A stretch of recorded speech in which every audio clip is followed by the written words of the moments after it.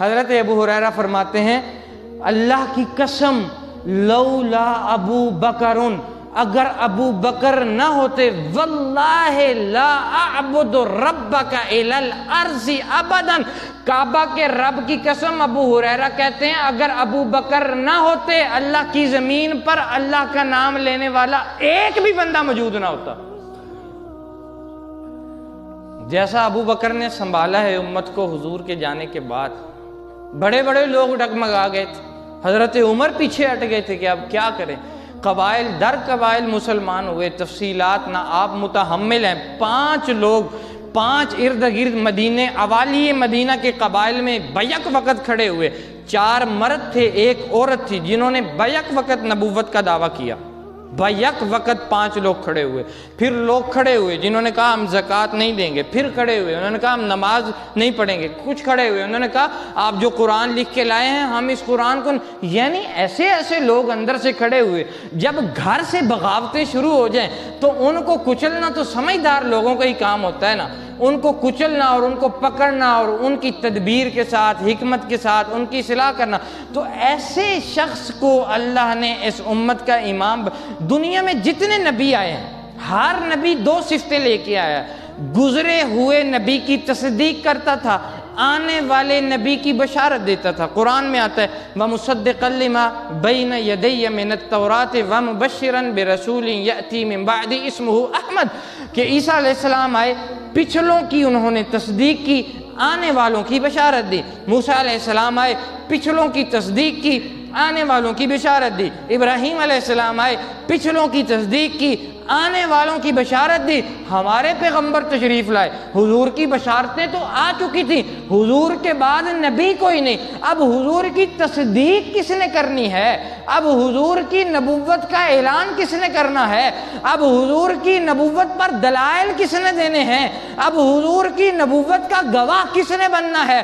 تو امت میں حضور کی نبوت کی صداقت پر، امت میں حضور کی نبوت کی دلالت پر، امت میں حضور کی نبوت کی تصدیق کے لیے اللہ نے ابو بکر صدیق کو چن لیا۔ ارشاد ہوا والذی جاء بالصدق وصدق بہ، محبوب ہمارا پیغمبر وہ ہے جو سچ کو لے کر آیا اور سچے نے اس کی تصدیق کی۔ در منصور میں امام سیوطی نے لکھا حضرت علی نے یوں آسمان کی طرف منہ اٹھایا اور کہا واللہ انی لاقسم، میں اللہ کی قسم کھا کر کہتا ہوں یہاں اللہ کی مراد یہ ہے کہ ابو بکر نے محمد عربی کی تصدیق کی ہے۔ تو عبداللہ بن عمر کیا فرما رہے ہیں کہ میرا ایمان تازہ کرو، کس کی باتیں کر کے؟ ابو بکر و عمر کی باتیں کر کے۔ تو خیر القرون کے زمانے میں صحابی در صحابی جب یہ بات کر رہا ہے کہ میرا ایمان ابو بکر و عمر کی باتوں سے تازہ ہوتا ہے، میرا ایمان ابو بکر و عمر کی باتوں سے خوشبودار ہو جاتا ہے، میرا ایمان ابو بکر، یہ قیامت کی نشانیوں میں ایک نشانی ہے۔ حضور علیہ السلام نے ارشاد فرمایا امت کے پچھلے لوگ امت کے بڑے لوگوں پر باتیں کریں گے۔ امت کے بڑے کون ہیں؟ صحابہ اکرام۔ امت کے پچھلے کون ہیں؟ میں اور آپ جو بیٹھے ہوئے ہیں۔ امت کے پچھلے لوگ امت کے گزرے ہوئے بڑے لوگوں پر باتیں کریں، ہو رہی ہیں باتیں، کر رہے ہیں لوگ، آن دا سپاٹ کر رہے ہیں، ٹی وی اخبارات پہ کر رہے ہیں، بڑے بڑے محلات میں گزر کے کر رہے ہیں، بڑے بڑے ممبروں پہ بیٹھ کے کر رہے ہیں، بڑی بڑی جبی اور دستار کی حالت میں کر رہے ہیں، ہو رہی ہیں باتیں، یہ قیامت کی نشانی۔ تو ایسے دور میں ناگزیر ہو گئی ہیں باتیں کہ صحابہ کے ایمان بخش، روح پرور، خوشبودار، معطر، پاکیزہ، منور، بابرکت، باسعادت، اطیب، انور، اشرف، مکمل، کامل، اجمل، جمیل، کائنات میں کوثر و تسنیم سے بکھرے ہوئے، الجھے ہوئے اور اس میں دھلے ہوئے معطر تذکرے کیے جائیں تاکہ ہمارے ایمان اور روح کی بیماریاں دور ہو اور ہمارا ایمان مکمل ہو جائے۔ صحابہ کے امام ہیں حضرت ابو بکر، اس کائنات میں واحد فرد فرید ہیں، واحد فرد فرید جن کو قرآن نے کہا، اللہ نے کہا کہ یہ میرے پیغمبر کے صحابی ہیں۔ سورہ توبہ آیت نمبر 40 اذ یقول لصاحب، سنی شیعہ تمام مفسرین اس بات پر متفق ہیں کہ یہاں قرآن میں جہاں لفظ صاحب ہی آیا ہے، اس لفظ صاحب ہی حضور کی صحبت میں آنے والے لفظ اور اس شخص سے مراد ابو بکر صدیق ہیں۔ کیا بات ہے، کسی کی صحابیت کو بتایا تاریخ کی کتابوں نے، کسی کی صحابیت کو بتایا اسماء الرجال کے اماموں نے، کسی کی صحابیت کو بتایا حضور نے کہ یہ میرا صحابی، حضور بتائیں یہ میرا صحابی، مانتے ہو؟ حدیث کی کتابیں بتائیں کہ یہ حضور کے صحابی ہیں، مانتے ہو؟ اسماء الرجال کے امام بتائیں کہ یہ حضور کے صحابی ہیں، مان لیتے ہو؟ تاریخ لکھنے والے مورخین بتاتے ہیں یہ صحابی ہیں، مان لیتے ہو؟ ابو بکر وہ فرد فرید ہے، اللہ عرش پہ بیٹھ کے کہہ رہا ہے یہ میرے پیغمبر کا صحابی ہے، اور تم نے کہنا ہے جب سورۃ توبہ پڑھو تراویح میں، نماز میں، تم نے اس کا نام لے کے کہنا ہے، اذ یقول لصاحبہ، پڑھتے پڑھتے آیت آ جائے چھوڑ جاؤ گے تو میں تمہیں کلمہ قرآن چھوڑنے کی وجہ سے کافر کر دوں گا۔ قرآن کی آیت ہے نا، چھوڑ جاؤ گے تو کافر ہو جاؤ گے، انکار کر جاؤ گے، منکر ہو جاؤ گے، زندیق ہو جاؤ گے۔ اذ یقول لصاحبہ، آپ کا نام عبداللہ ہے، والد کا نام عثمان ہے، والدہ کا نام سلمہ ہے، لیکن آپ کو ابو بکر کیوں کہتے ہیں؟ ابو بکر کہتے ہیں، کیوں کہتے ہیں؟ عربی زبان کے کچھ حروف ہیں، ان حروف میں سے عجیب و غریب معنی نکلتے ہیں۔ مثلا جیم اور نون جہاں جمع ہو جائیں، ان میں ایسا معنی آتا ہے جو آنکھوں سے پوشیدہ ہوتا ہے، جنت پوشیدہ ہے، جن پوشیدہ ہے، ٹھیک ہے، یہ جیم اور نون۔ اسی طرح با کاف را، یہ لفظ جہاں پہ جمع ہو جائیں ان میں اولیت کا، پہلے کا، فرسٹ نمبر کا، ایک نمبر کا معنی پایا جاتا ہے۔ قرآن میں آتا ہے سورج نکلتا ہے، سورج بلند ہوتے ہی جو ہی سورج کی پہلی کرن آتی ہے قرآن اس کو کہتا ہے فَسَبِّحُوهُ بُكْرَةً وَأَصِيلًا۔ بچی 15 سال سے آگے بڑھی، بالغ ہوئی تو باکرہ بچی جو بالغ ہے اب بھی شادی شدہ نہیں ہے، اس کو عربی لوگ کہتے ہیں باکراتن۔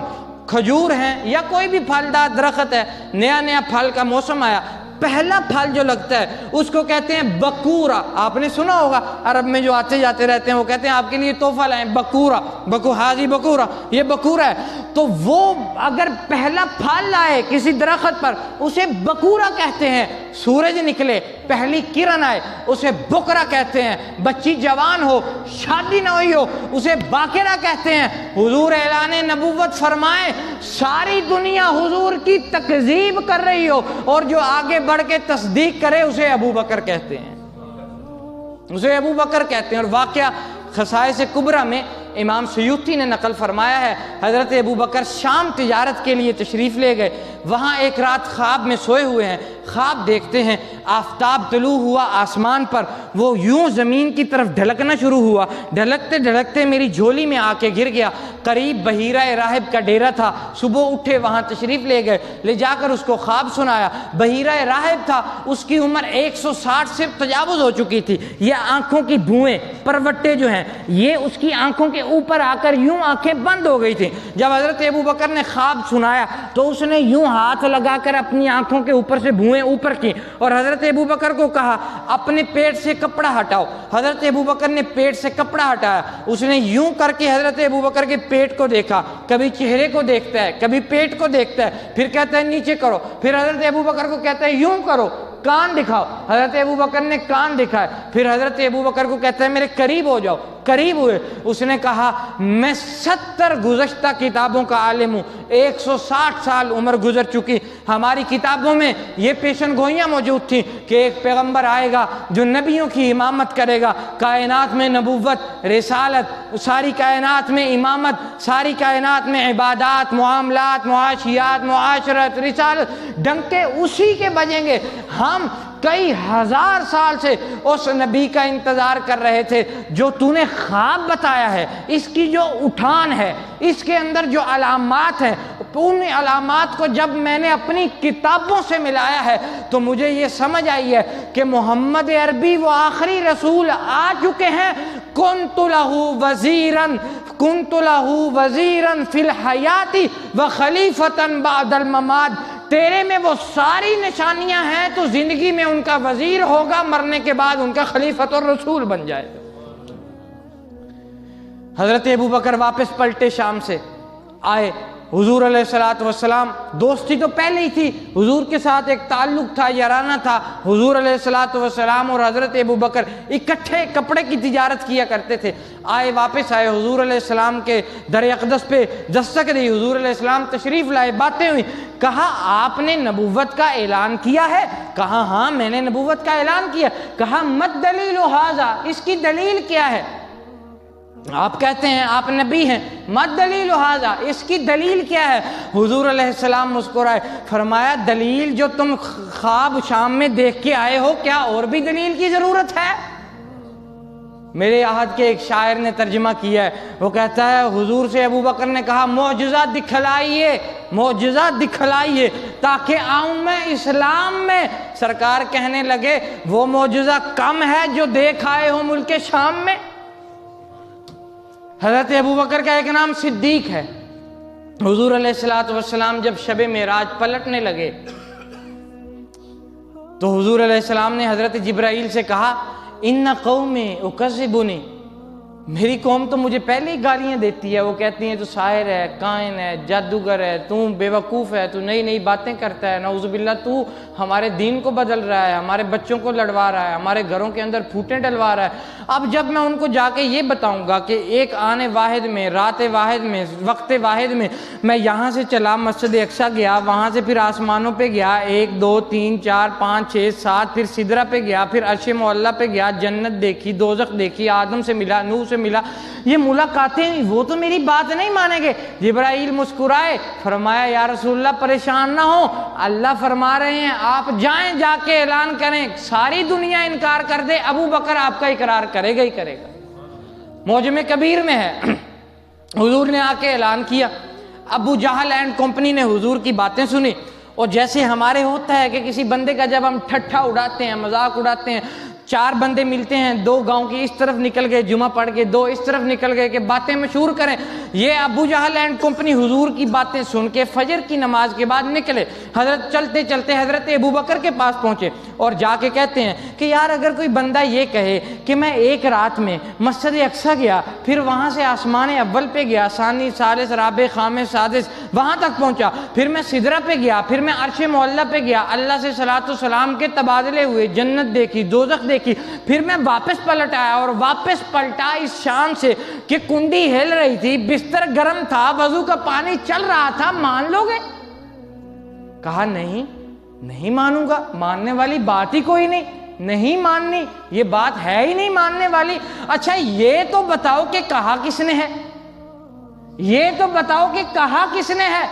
تو ابو جہل کہنے لگا تو خود ہی تو کہہ رہا ہے کہ نہیں ماننے والی، تجھے اس چیز سے کیا مطلب کہ کس نے کہا؟ نہیں کہا، تو بتاؤ تو صحیح کہا کس نے ہے؟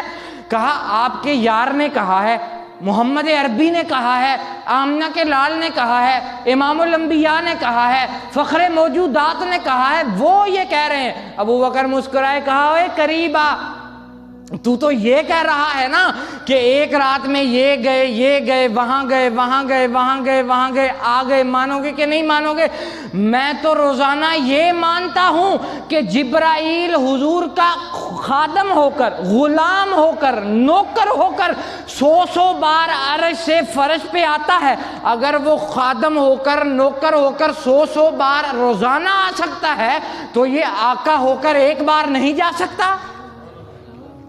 جاوید راز نے کہا تھا ادوف کے ہر سوال میں صدیق سامنے کرو، منافقوں کی چال میں صدیق سامنے کرو، نبی کی سمت بڑھ رہا ہے گر سانپ کوئی تو مومنوں تم ڈھال میں صدیق سامنے کرو۔ بو جہل جو مانتا نہیں معراج کا سفر، ایسی صورتحال میں صدیق سامنے کرو۔ فرشتوں جاؤ آج تم بھی ٹاٹ پہن کر دکھاؤ، فرشتوں جاؤ آج تم بھی ٹاٹ پہن کر دکھاؤ، وفا کی ہر مثال میں صدیق سامنے کرو۔ حشر کا دن شدید تر پر راز ہم کو کیا ہے ڈر، خدا ہے گر جلال میں صدیق سامنے کرو۔ وآخر دعوانا